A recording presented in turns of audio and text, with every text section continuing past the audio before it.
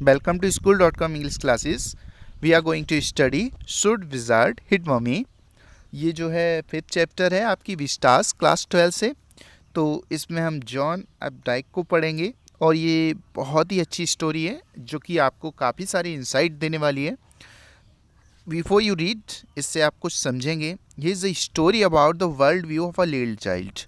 तो ये जो छोटा बच्चा होता है वो इस संसार को किस नज़रिए से देखता है and the difficult moral question she raises, और किस तरीके से वो जो कठिन नैतिक प्रश्न हैं उन्हें रेज किया करता है।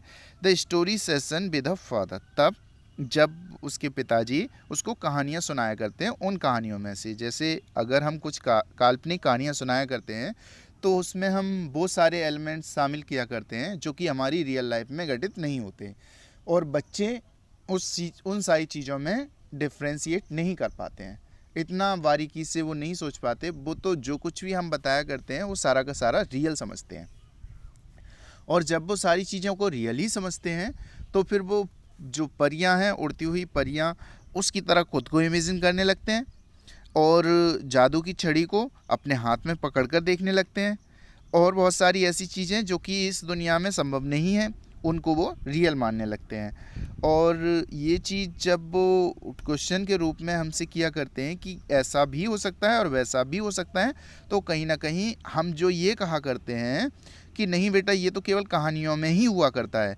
तो वो जो इस चीज़ को इतनी आसानी से एक्सेप्ट नहीं कर पाते हैं कि आपने पूरी कहानी तो बिल्कुल हमारी ही जैसी बताई, जिस तरीके से हम लोग रहा करते हैं वैसा सारा कुछ बता रहे हो, लेकिन इस चीज़ को आप ये कह रहे हो कि ऐसा नहीं हो सकता। जब वो लोग कर सकते हैं तो हम लोग क्यों नहीं कर सकते हैं, है ना। और दूसरी चीज़ें ये भी होती हैं कि मोस्ट ऑफ द टाइम कुछ चीज़ों के लिए हम अपने बच्चों से मना किया करते हैं, और स्टोरीज़ वगैरह हुआ करती हैं उनमें हम उन्हें सुना दिया करते हैं, तो वो दिक्कतें यहाँ पर आ जाती, बहुत सारी दिक्कतें खड़ी हो जाती हैं बच्चों के मन में। मोरल क्वेश्चंस रेज करने लगते हैं कि वो उसका हीरो जो था वो ऐसा कर लेता था तो आप हमें करने के लिए क्यों मना कर रहे हो, उसका ये कैरेक्टर है वो कर लेता था तो हमें करने के लिए ऐसा क्यों मना किया जा रहा है, तो हमारे साथ कहीं ना कहीं भेदभाव किया जा रहा है। लेकिन क्या है कि बच्चे का जो वर्ल्ड व्यू होता है, जैसे कि आप हैं, आपका वर्ल्ड व्यू जो है उतना आप एक्सपीरियंस नहीं हो, और जो आपके घर पे बड़े लोग हैं, आपके टीचर्स हैं, वो बहुत सारी चीज़ों को करने के लिए आपसे मना करते रहते हैं कि बेटा ऐसा मत करो, ऐसा करोगे तो आपकी लाइफ जो है पूरी तरीके से डिस्ट्रॉय हो जाएगी, बर्बाद हो जाएगी, आप संभल नहीं पाओगे। तो फिर कहीं ना कहीं आपको ऐसा लगने लगता है कि ये जो है मोस्ट ऑफ द टाइम हमारे पेरेंट्स मुझसे मना करते रहते हैं कि ऐसा काम मत कर, वैसा काम मत कर, ये मत कर, वो मत कर। अब हर चीज़ के लिए ये टोकते रहते हैं, तो वहीं पे बात आ जाती है दोबारा से लौट कर कि आपका जो वर्ल्ड व्यू होता है वो बहुत ज़्यादा डिफरेंट होता है इन कंपैरिजन ऑफ आपके जो पेरेंट्स हैं उनसे। तो अगर आप सपोज़ उनकी तरह सोचना शुरू कर दो, दैट इज़ इम्पॉसिबल, क्योंकि वो तो जो एक्सपीरियंस है वो तो केवल एज के अकॉर्डिंग ही आया करता है, तो उन्होंने बहुत सारी चीज़ों को देख रखा होता है, इसकी वजह से वो आपसे क्या करते हैं, वो सारी चीज़ों के लिए मना करते हैं। लेकिन आपका वर्ल्ड व्यू जो होता है वो नैरो होता है, बहुत ही ज़्यादा सकरा होता है, तो आप उन सारी चीज़ों को करने की ख्वाहिश रखते हो, उन सारी चीज़ों को करना चाहते हो, और आप कहते हो इसमें बुराई क्या है ना, इसमें बुराई है ही क्या, इसे तो कर ही लिया जाना चाहिए। तो आप जो सीखते हो वो सीखते कहाँ से हो, स्टोरीज से। जस्ट आप मूवीज़ देखा करते हो, और मूवीज़ में क्या होता है, जो भी चीज़ें वहाँ चल रही होती हैं आप उसे रियल मान लेते हो, और रियल मानकर उसे अपनी खुद की लाइफ में अप्लाई करने की कोशिश किया करते हो। जब वो आप खुद की लाइफ में अप्लाई करने की कोशिश करते हो, माँ बाप आपसे मना किया करते हैं, और फिर कहीं ना कहीं आपको इरिटेशन फील हुआ करता है कि हर चीज़ के लिए चिल्लाते रहते हैं। लेकिन कहीं ना कहीं उनका जो डांटना, फटकारना, चिल्लाना होता है वो जायज़ होता है, क्योंकि रियल लाइफ और रियल लाइफ में बहुत ज़्यादा डिफरेंस हुआ करता है। जो स्टोरीज़ हैं उसमें और रियल लाइफ है उसमें बहुत सारा डिफरेंस पाया जाता है। हमें जो रियलिटी है उसके अकॉर्डिंग लाइफ को जीना होता है, ना कि रियल लाइफ के अकॉर्डिंग जीना होता है। तो यही कारण हुआ करता है कि वो लोग जो कि हमसे बड़े हैं, बुजुर्ग हैं, वो हमेशा समझाते रहते हैं बेटा ये मत करो, वो मत करो, ऐसा करो, वैसा करो, पढ़ाई करो, जीवन को अच्छा बनाओ। और हमें क्या है, अपने एंटरटेनमेंट के बारे में ही सोचता रहता है, हम सोचते रहते हैं कि हम क्या करें, अपना अच्छे से एंटरटेन करें और अपनी जीवन जिस तरीके से हम चाहते हैं वैसे जिएं। लेकिन ऐसा फुली फ्रीडम तो किसी की लाइफ में हुई ही नहीं है। अगर जितना ज़्यादा आप अभी मेहनत कर लेंगे उतनी ही लाइफ आपकी आगे चलकर बेटर बन जाएगी। दिस इज़ द लाइफ, जो आज मेहनत करता है वो कल बहुत ज़्यादा आराम से रहता है, जो आज आराम करता है वो पूरे जीवन भर मेहनत करता रहता है। तो ये जो है हमारा स्टोरी, इसके माध्यम से हम काफ़ी कुछ सीखने वाले हैं। बहुत सारी चीज़ों की समझ आपके अंदर विकसित होने वाली है कि जो वर्ल्ड व्यू हुआ करता है एक बच्चे का, और जो वर्ल्ड व्यू हुआ करता है एक बड़े किसी भी इंसान का, एजिड इंसान का, वो किस तरीके से डिफरेंट हुआ करता है ना। तो अब अगर माँ बाप होते हैं हमारे, हमारी भलाई के लिए ही किसी भी चीज़ के लिए मना किया करते हैं, और वो कहा करते हैं कि बेटा ये काम मत करो, तो उसमें कोई ना कोई हमारे लिए ही अच्छाई छिपी होती है। सपोज़ अगर आप फ़ोन का यूज़ करते हो और पूरी रात लगे रहते हो, तो आपको तो एंटरटेन हो रहा है, but just at that moment, उसी क्षण आपको ऐसा हो रहा है। कुछ समय बाद आप क्या करोगे, अपने सिर को पकड़ के बैठ जाओगे, जिसकी वजह से आपको तो प्रॉब्लम होने वाली है, साथ में ही आपके माँ बाप को भी होने वाली है। ये कंपटीशन का दौर है, और माँ बाप आपको हमेशा डांटते रहते हैं, चिल्लाते रहते हैं। अगर आज सपोज़ आप नहीं पढ़ते हो, तो सबसे बड़ा लॉस किसका है? आपका है, और आपके साथ साथ उससे भी बड़ा आपके माँ बाप का है। किस तरीके से? आपने देखा होगा कि सुसाइड रेट स्टूडेंट्स में डे बाई डे बढ़ता चला जा रहा है। फिर क्या होता है कि अभी आप मौज मस्ती में लगे रहते हो, बातचीत करने में लगे रहते हो, सोशल मीडिया पर टाइम स्पेंड करते रहते हो, पढ़ाई का टाइम आप पूरी तरीके से बर्बाद कर देते हो। कुछ टाइम बाद जब टाइम आता है आपके एग्ज़ाम का, आप डिप्रेशन में चले जाते हो, क्योंकि तब जब आपके पास पढ़ाई का समय था आपने पढ़ा नहीं, और आप क्या करते रहे? फालतू के कामों में लगे रहे। अब आप ये लेकर बैठे हुए हो कि इतना सारा सिलेबस किस तरीके से कवर किया जाए, तो इसमें कहीं ना कहीं गलती तो आपकी ही रही है। फिर क्या होता है कि जब आप पेपर दे दिया करते हो, ये सब कुछ कर लिया करते हो, तो आपका जो रिज़ल्ट आने वाला होता है वो रिज़ल्ट आपको भी पता है अनसेटिस्फैक्ट्री होने वाला है। और फिर जब अनसेटिस्फैक्ट्री हो जाता है, तो लोग जो हैं सुसाइड अटैम्प्ट किया करते हैं। तो उसके जो बीज हैं वो हम कहाँ पे, आज जब खाली समय है, हमारे पास बहुत सारा समय है, तो अभी से बोना शुरू कर देते हैं। तो अगर आप चाहते हो कि उस तरीके की लाइफ हमारी ना हो, आगे चलकर हम इतने दुखी ना हो, हमें इस तरीके की किसी भी मतलब थॉट से भी दूर रहना है, इस तरीके की किसी विचार से भी दूर रहना है, तो फिर आज ही आपको क्या करना चाहिए? मेहनत करनी चाहिए। अपने जो भी कार्य हैं उन्हें सही तरीके से निपटाना चाहिए। आपको मेहनत से पढ़ना चाहिए, ताकि इस तरीके का कोई भी अटेम्प्ट आप जो है करने की सोचें ना, और मतलब विचार भी ना आए आपके मन में। आप सेटिस्फाई रहें अपनी लाइफ से, और अगर आप अपनी लाइफ से सेटिस्फाई रहेंगे, अपने वर्क से सेटिस्फाई रहेंगे, तो आप बिल्कुल अच्छा जीवन जी पाएंगे। वैसे तो वो बहुत कायरों वाली ज़िंदगी होती है, जो ज़िंदगी से हार जाता है वो कायर होता है ना। और इस तरीके की चीज़ों के बारे में हमें कभी नहीं सोचना चाहिए। तो जो हमारे गार्जियंस होते हैं वो बहुत दूर तक की सोचा करते हैं ना बच्चों, और बहुत दूर तक की सोच कर ही हमसे बहुत सारी चीज़ों के लिए मना किया जाता है कि ऐसा मत कर, वैसा मत कर, ये मत कर, वो मत कर। तो आप समझ पा रहे होंगे कि वो जो मना किया करते हैं चीज़ों के लिए, करने के लिए, तो क्यों मना किया करते हैं? उसके पीछे कोई ना कोई एक रीज़न हुआ करता है, और वो बहुत दूर तक की सोच पाते हैं, हम एक कदम तक की सोच पाते हैं। इस वजह से वो जो है हमसे मना करते रहते हैं कि बेटा तुम्हें ऐसा काम नहीं करना चाहिए। तो ये जो है हमारा वर्ल्ड व्यू होता है कि हमें सब कुछ करना चाहिए, मॉडर्निटी के साथ जीना चाहिए, मॉडर्न बनना चाहिए। और जो गार्जियंस हमारे मना करते रहते हैं, तो उनका वर्ल्ड व्यू होता है वो बहुत दूर तक की सोचा करते हैं कि आगे चलकर अगर तुमने मेहनत नहीं की, ये कंपटीशन वर्ल्ड है, और आप सही तरीके से सक्सेस नहीं होते हो, तो मुझसे ज़्यादा परेशानी बेटा तुम्हें ही होने वाली है। और उस टाइम पे तुम कुछ गलत कदम उठाओगे, उल्टा सीधा करोगे, इससे बढ़िया ये है कि आज ही तुम्हें डांट कर थोड़ा सही कर दिया जाए, जिससे कि तुम सही लाइन पर आ जाओ। और अगर हमारी बात भी आपको समझ आ रही हो थोड़ी बहुत, तो आप अभी मेहनत करिए। This is the best time for you. ये जो 12th क्लास है ना, इसी के बाद आपका जो कुछ भी होने वाला है, सब कुछ होने वाला है। आप ये बिल्कुल मत सोचिए कि लॉकडाउन चल रहा है और ये सब कुछ चल रहा है, और इस टाइम पे अगर आप खाली हाथ पे हाथ रख के बैठे रहते हो और आप एग्ज़ाम टाइम में सब कुछ कर लोगे, दैट इज़ इम्पॉसिबल। कभी कुछ नहीं कर सकते। आपको अगर सिलेबस से कुछ भी हटा दिया गया है, 30% सिलेबस हटा दिया गया है, तो इसका मतलब ये नहीं है कि जो आपके IIT या नीट का एग्ज़ाम होगा उसमें नहीं आएगा। ये केवल और केवल 12th में ही हटा दिया गया है। आपको तो और एक्स्ट्रा पढ़ना चाहिए, वो भी सारा कुछ कवर करना चाहिए, और आपको सब कुछ एक्स्ट्रा पढ़ना चाहिए। जितना भी ज़्यादा पढ़ सकते हो पढ़िए, क्योंकि this is the time when you can do something for you and for your family. तो अगर आप कुछ करना चाहते हो, वाकई में जीवन में कुछ करना चाहते हो, तो यही टाइम है। इसके बाद फिर दूसरा कोई समय आप सोचो कि लौट के आएगा आपके पास, दैट इज़ नॉट पॉसिबल, क्योंकि जो समय निकल जाता है वो कभी लौट कर नहीं आता। तो ये जो स्टोरी है वो आपको इंसाइट देने वाली है कि बच्चे जो हैं वो अपने हिसाब से सोचा करते हैं, माँ बाप जो हैं वो अपने हिसाब से सोचा करते हैं, और इस चीज़ को प्रूव भी किया गया है कि क्या चीज़ ज़्यादा सही हुआ करती है। तो आगे देखते हैं कि किस तरीके से हमें सोचना चाहिए और किस चीज़ के साथ हमें एग्री होना चाहिए, माँ बाप के थॉट्स के साथ या बच्चों के थॉट्स के साथ। तो यहाँ पर आप पढ़कर थोड़ा सा समझेंगे। तो ये जो है इसका आपका बैकग्राउंड हो गया, और बैकग्राउंड अगर आप स्टोरी का समझ जाते हो तो स्टोरी का पढ़ने का औचित्य हमें समझ आता है कि जो हम पढ़ रहे हैं वो क्यों पढ़ रहे हैं, है ना। तो अगर आप यही नहीं समझ पाओगे कि आखिरकार जो हम पढ़ रहे हैं वो क्यों पढ़ रहे हैं, तो दैट इज़ यूजलेस थिंग। आपको पूरा का पूरा पढ़ गए और आपको ये ना पता चले कि क्यों पढ़ा, तो ये आपको कहीं पे भी यूट्यूब पे किसी भी जगह पे मिल जाएगा। बट जो इंसाइट डेवलप करनी होती है ना आपको पढ़कर, वो शायद अगर आप डेवलप नहीं कर पाए तो आपका पढ़ना ना पढ़ना सब एक जैसा निरर्थक हो जाता है वो। तो this is the most important thing to understand that why are we studying this chapter and what is the cause of including this chapter in our syllabus. तो जो NCERT है बहुत ही अच्छा उम्दा सिलेबस माना जाता है, तो उसके पीछे रीज़न क्या है वो हम आपको बता चुके हैं कि इतना अच्छा इसे क्यों माना जाता है। तो now we begin the story. In the evenings and for Saturday naps like today's Jack told his daughter Jo a story out of his head. तो हर शाम की इस तरीके की बात हो गई, या फॉर सैटरडे नैप्स, या मतलब किसी भी दिन specially on Saturday.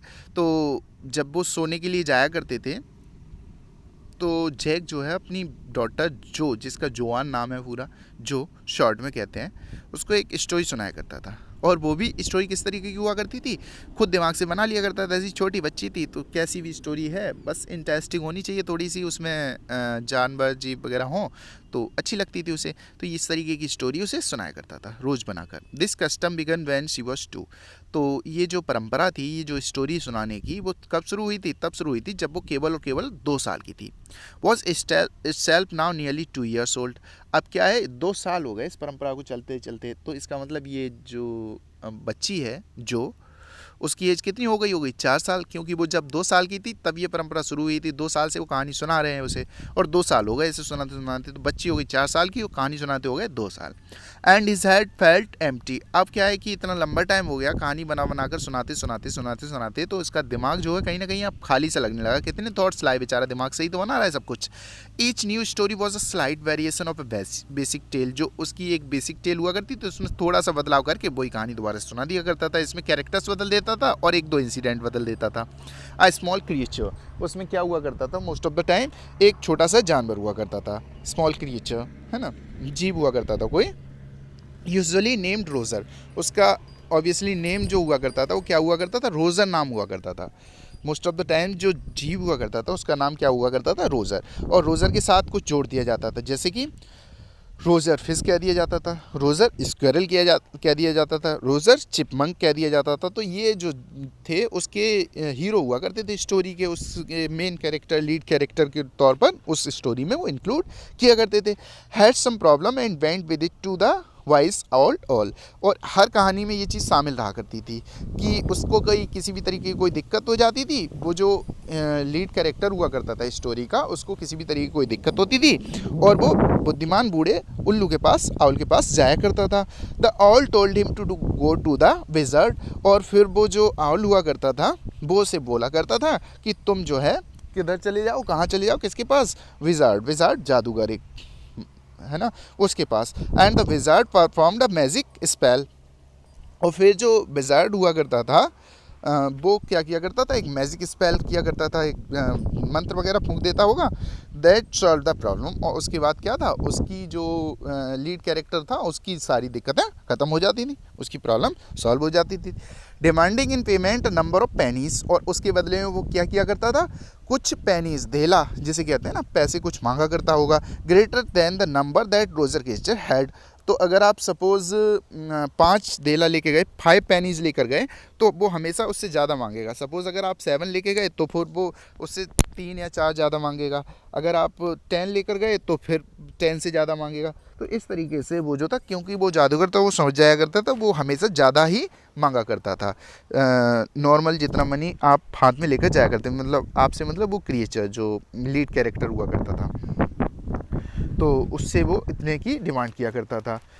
That Roger creature had, तो बता दिया, in the same breath directing the animal to a place where the extra pennies could be found. और फिर वो उसी आवाज़ में सीधे सीधे बोल दिया करता था एक ही सांस में कि मुझे, अगर सपोज उसके हाथ में कितनी 5 पेनीज़ हैं और कहता था मुझे 8 पेनीज़ चाहिए और 3 पेनीज़ के लिए आप सीधा इस रास्ते से चले जाइए, वहाँ पर आप जाकर और बाकी बची हुई पेनीज़ मिल जाएंगी। वो जगह बताया करता था जिस जगह से वो पेनीज़ मिलने वाली थी, बाकी बचे हुए जो पैसे मिलने वाले थे वो जगह भी बता दिया करता था कि ठीक है वहाँ पे जाओ, वहाँ से उठाकर वो पैसे उठाकर लाकर मुझे दे दीजिए, कहा करता था। The Roger was so happy he played many games with other creatures.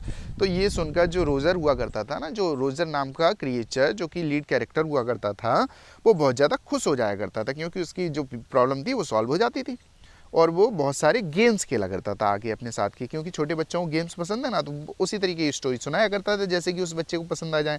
And went home to his mother just in time to hear the train whistle. और फिर वो क्या किया करता था, and went home to his mother just in time, और फिर जैसे ही माँ के पास चला जाया करता था जब समय हुआ करता था ट्रेन के आने का। तो वहाँ पे उसके जो फादर हैं, जो ये कहानी सुना रहे हैं, जो को कहानी सुनाने वाले उसके पिताजी जैक, वो कहीं बाहर काम करते होंगे और ट्रेन से आते होंगे, तो वो चीज़ भी उसमें शामिल करके सुना दिया करता था। वो train whistle that brought his daddy home from Boston, जो उसके पिता को कहाँ से लेकर आया करती थी, बोस्टन से। तो वो ये चीज़ को कहाँ शामिल कर देता था अपनी कहानी में, कि फिर क्या होता था, वो जो क्रिएचर होता था उसकी प्रॉब्लम सॉल्व हो जाती थी, वो अन्य क्रिएचर्स के साथ आके खेला करता था। फिर जब उसके डैडी बोस्टन से ट्रेन से आ रहे होते थे तो उसकी आवाज़ सुनकर, उसकी बिसल की आवाज़ सुनकर वो जो था घर पे चला जाया करता था। कौन, वो लीड कैरेक्टर, तो वो खुद आया करता था ना ट्रेन से, तो उस कहानी में शामिल कर देता था। तो ये शायद समझ पा रहे होंगे, जो जैक है वो खुद काम करके कहीं से बाहर से आता होगा, बोस्टन से, ठीक है ना। और जब बोस्टन से वो खुद आया करता था तो बच्ची को ये चीज़ कहानी में डाल के सुनाया करता था कि जैसे ही उसके फादर घर पे आए तुरंत वो अगर कहीं पे बाहर खेल रही हो तो वो भी घर पे आ जाए। इस तरीके की कहानी वो अपनी बच्ची को सुनाता था। डिस्क्राइब देयर सफ़र, और फिर वो जो है उसमें क्या है, सफ़र को भी बताया करता था, खाना जो रात का होता था। And the story was over, और इस तरीके से जो थी यहाँ पर आकर कहानी ख़त्म हो जाया करती थी। Working is way through this scheme was specially fatiguing, इस तरीके से कार्य करना लगातार इस चीज़ पर वो बहुत ज़्यादा थकाऊ उबाऊ हो जाया करता था कभी कभार जैक के लिए on Saturday, specially Saturday, because जो नेवर फेल अस्लीप इन नैप्स एनीमोर, क्योंकि जो कि उनकी बेटी थी जैक की, वो कभी भी थोड़ा बहुत सोली फिर उठ गई, कभी भी सही तरीके से नहीं सोया करती थी तब तक जब तक कि खूब सही तरीके से कहानी ना सुन ले। And knowing this made the bright seem fertile, अब वो बेचारा रोज़ हर नियम बन गया था उसका, स्पेशली सैटरडे को कहानी सुनानी है, तो वो जो रस्म थी कहानी सुनाने की वो तुच्छ साबित होने लगी थी, कहीं ना कहीं तुच्छ सी लगने लगी थी।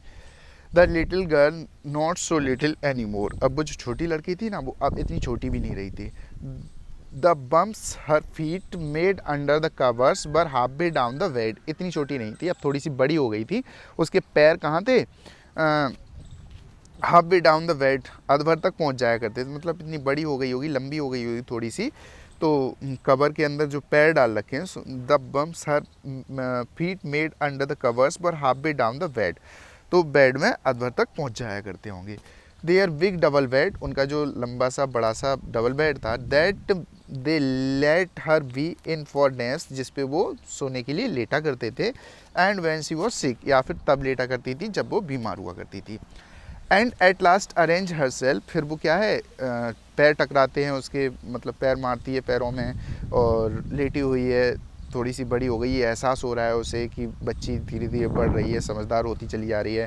तो फिर वो जो है अपने आप को व्यवस्थित करती है, क्योंकि इतना बड़ा बेड है फिर भी वो जो है पैरों को मार रही है, अपने आप को व्यवस्थित करती है। And from the way her fat face deep in the pillow shown in the sunlight, फिर क्या है कि वो उसका मोटा सा भारी भरकम चेहरा सूरज की रोशनी में दिखाई देता है। इन्हें किसके ऊपर रखा हुआ है, तकिए के ऊपर। Shifting through the drawn shades, और वो जो सूरज की रोशनी है वो कहाँ से आ रही है, कहीं हल्की सी दरार वगैरह रह गई होगी वहाँ से निकलती हुई। It did not seem fantastic that some magic would occur. ऐसा नहीं भाई, इतना सब कुछ होने के बावजूद भी वो जो है सोती नहीं है। तो ये क्या है कि शाम के टाइम पे उसके फादर वहाँ पे आ जाते हैं, उसी टाइम से फिर कहानी शुरू हो जाती है। बेचारे वहाँ से हारे थके आए, इधर कहानी सुनानी है, तो 4-5 बजे आ जाते होंगे, तभी से वो सारा कुछ शुरू हो जाता है। हारे थके आते हैं, थोड़ा बहुत आराम कर लेते हैं, और फिर जो कहानी होती है उनकी वो तो रात में ख़त्म होती है, लेकिन अभी तो दिन होता है जब वो वहाँ पे आया करते हैं, तो तभी से वो कहानी तुरंत बच्ची पकड़ के बैठ जाती है, पापा कहानी सुनाओ। बड़ा ख़तरनाक की स्टोरी, मतलब सिचुएशन है। बेचारे करने के लिए कुछ आए, वो थोड़ा आराम करना चाहते हैं, हारे थके हुए आए, तो इसी वजह से उनकी थोड़ा पीछे बताया आपको कि वो जो राइट है, राइट का मतलब होता है रस्म, फ्यूटाइल का मतलब तुच्छ प्रतीत होने लगी है। अब वो बच्ची है, इतनी छोटी भी नहीं रही है, थोड़ी धीरे धीरे बड़ी हो रही है। तो अब जब लेटे हुए हैं तो देखते हैं कि उसका जो चेहरा है वो तकिए के ऊपर रखा हुआ है। लाइट, सनलाइट जो है उसके चेहरे पर कहीं से आकर पड़ रही है, जो थोड़ा सा पार्टीशन खुला हुआ है। तो ये सारा कुछ वहाँ पे चल रहा होता है उस रूम में, बता दिया। तो वो सोचते हैं कि थोड़ा सा ये अगर सो जाए तो हम भी थोड़ा आराम कर लें, कोई जादू हो जाए इसके ऊपर जिससे कि उसे नींद आ जाए। And she would take her nap like an infant of 2, her brother Bobby. Bobby किस तरीके से सो जाए, जैसे कि उसके 2 साल का भाई है ना छोटा सा, वो सो रहा है जिसका नाम बॉबी है, उसकी तरह ये बच्ची भी सो जाए। एंड ऑलरेडी असलीप विद हिज बोतल, वो अपना बोतल को लेकर पहले से ही सो चुका है। जैक आस्क्ड, जैक पूछता है, who shell the story be about today. अच्छा ये बताओ, चलो तुम्हें स्टोरी सुननी है, सुनाते हैं। आज की कहानी किसके बारे में होनी चाहिए, ये बताइए आप, क्या कहानी सुनना चाहोगी आप। Roger Jo skids her eyes shut and smile to be thinking she was thinking. तो इसे थोड़ा समझने की कोशिश करिएगा। रोज़ आंखें मलती हुई, मतलब उसके माइंड में पहले से ही है, आज पापा आ जाएंगे ना तो इसके बारे में कहानी सुनेंगे, ये उसके दिमाग में पहले से ही चल रहा है। लेकिन क्या है, एक्टिंग कर रही है किसकी, सोचने की बहुत ज़्यादा। आंखें मींचते हुए, हाथों से मसलते हुए कहती है, आज थोड़ा सा मुस्कुराते हुए, जो भी वो सोच रही होती है ना उसे सोच सोच कर मुस्कुरा रही है। और कहती है, हर आइज़ ओपन, एकदम आंखें खोली उसने। हर माउस ब्लू, वो हर मदर्स ब्लू, सॉरी, जो उसने आंखें खोली वो बिल्कुल इसकी माँ की तरह नीली आंखें थी। स्कंक, शी सेड फर्मली, उसने बड़ी दृढ़ता के साथ कहा। रोजर स्कंक है ना, पहले बोली रोजर, आंखें मलती रही, फिर आंखें खोल के बोलती स्कंक के बारे में, है ना। किसकी कहानी सुनी है, skunk. A new animal, they must talk about skunks at nursery school. अब थोड़ी सी बड़ी हो गई ना तो पढ़ने जाने लगी है, इसीलिए यहाँ पे चर्चा की गई। थोड़ी सी बड़ी हो गई, पढ़ने जाने लगी, स्कूल में जाती है, क्लास में कुछ राइम्स वगैरह उसे सिखाई जाती हैं, और वहीं से ये एक नए जीव का नाम सीख कर आई है, और जिसका नाम क्या है, स्कंक। तो having a fresh hero momentarily start Jack to creative enthusiasm. जैसे ही उसे फ्रेश हीरो मिला तो अभी क्या था, ये लगातार वही पुराने हीरोज़ को ले लेकर थोड़ा थोड़ा वेरिएशन लाकर कहानियों को बना बना कर सुनाता रहता था। तो वो जो इसके लिए ये रस्म थी वो थोड़ी सी तुच्छ साबित होने लगी थी, बेकार सी लगने लगी थी। लेकिन अभी क्या है, उसे एक नया हीरो मिल गया, तो जैक को भी थोड़ा सा जोश आ गया, अच्छा लगा कि अरे ठीक, बहुत बढ़िया। अब क्रिएटिव एंथुजियाज्म उसका जाग गया, जो रचनात्मक जोश था, आनंद था, वो उसके अंदर आ गया। और राइट ही सेड, एकदम वो भी बोला, ठीक है। वंस अपॉन अ टाइम, और कहानी शुरू। जैसे ही उसे जोश आता है, किसको, जैक को, नया हीरो मिलते ही, तो वो कहानी शुरू कर देता है, और कहानी शुरू होती है वंस अपॉन अ टाइम। तो ये स्टोरी के अंदर स्टोरी है, ठीक है ना, तो ध्यान से समझिएगा। ये कहानी शुरू हो गई है जो जैक सुना रहा है। Once upon a time in the deep dark woods, एक बार की बात है, काफ़ी घना जंगल था, है ना। There was a tiny little creature by the name of Roger Skunk. एक छोटा सा जीव, छोटा क्रिएचर जिसका नाम रोजर स्कंक था, रहता था। And he smelled very bad, उसके अंदर से बहुत बुरी बदबू आया करती थी, वो बहुत बुरी तरीके से बदबू छोड़ता था। यस, जो सेड, हाँ, जो ने कहा, he smelled so bad that none of the other little woodland creatures would play with him. इतनी बुरी बदबू आती थी उसके अंदर से, इतनी बुरी बदबू आती थी कि और कोई भी जानवर उसके साथ खेलना बिल्कुल भी पसंद नहीं किया करता था। जो लुक्ड एट हिम सोलमनली, बड़ी गंभीरता से जो उसकी तरफ देखना शुरू कर देती है। शी हैडंट फोरसीन दिस, उसने इससे पहले इस तरीके से शायद ना देखा हो। Whenever he would go out to play, Jack continued with zest. अब जब वो बहुत गंभीरता से देख रही है ना जो, तो उसे भी आनंद आ रहा है कि बच्ची बहुत ज़्यादा इंटरेस्ट ले रही है, तो और ज़्यादा सीरियसली वो सुनाना शुरू कर देता है। तो whenever would go out to play Jack continue with zest, काफ़ी जोश से सुना रहा है, काफ़ी उत्साह के साथ। Remembering certain humiliations of his on childhood, अब क्या है, जैक अपने बचपन की जो बेइज्जतियाँ हैं ना, बचपन में जो उसकी बेइज्जती हुई है उसे याद करते करते तभी तो रियल एक्सप्रेशन झलकेंगे चेहरे पर। तो वो सारे रियल एक्सप्रेशन लाने के लिए अपने जीवन की जो बेइज्जती उसने सही थी उसे याद करते हुए कहानी को सुनाता है। All of the other tiny animals would cry, oh oh where comes Roger Stinky Skunk. ऐसा तो सभी के साथ होता है, आप कितने भी अच्छे सही, लेकिन कहीं ना कहीं आपको इंसल्ट तो फील करनी पड़ी होगी, सोसाइटी में रह के ये सारा कुछ हुआ ही करता है। तो जैक के साथ भी कभी ना कभी हुआ होगा, तो वही चीज़ याद करते हुए, जैसे कि इसके साथ कुछ लोग कहते होंगे, उफ ओह here comes Roger Stinky skunk, देखो ये आ गया बदबूदार प्राणी, है ना, stinky skunk. And they would run away, और फिर वो जो जीव हुआ करते थे ना वहाँ पे, जो भी क्रीचर्स हुआ करते थे, तो सारे के सारे वहाँ से भाग जाया करते थे। And Roger skunk would stand ये ऑल अलोन, और जो बेचारा रोजर स्कंक नाम का क्रीचर था ना, अब पूरा अकेला खड़ा रह जाता था वहाँ, मतलब पूरी तरीके से अकेला रह जाता था। And 2 little round tears would fall from his eyes, और 2 बड़े बड़े गोल आंसू उसके गालों से बहते हुए नीचे आ जाया करते थे। फॉल फ्रॉम हिज आइज, उसकी आंखों से गिर जाते थे। The corners of Jo's mouth drooped down and her lower lip bent forward, तो जब ये सैड स्टोरी आई, रो रहा है बेचारा, तो रोने वाले एक्सप्रेशन बना रही है, मुंह कैसा बना लिया उसने, बिल्कुल रोने जैसा। तो जो जिस तरीके से वो कहानी सुनाता जा रहा है, जो कि एक्सप्रेशन भी वैसे ही बदलते चले जा रहे हैं। उसने अपना मुंह लटका लिया है, हर लोअर लिप बेंट फॉरवर्ड, उसका नीचे वाला होंठ जो है बाहर को निकल आया है, बच्चे कर लेते हैं ना, जैसा कि आपको समझ आ रहा होगा।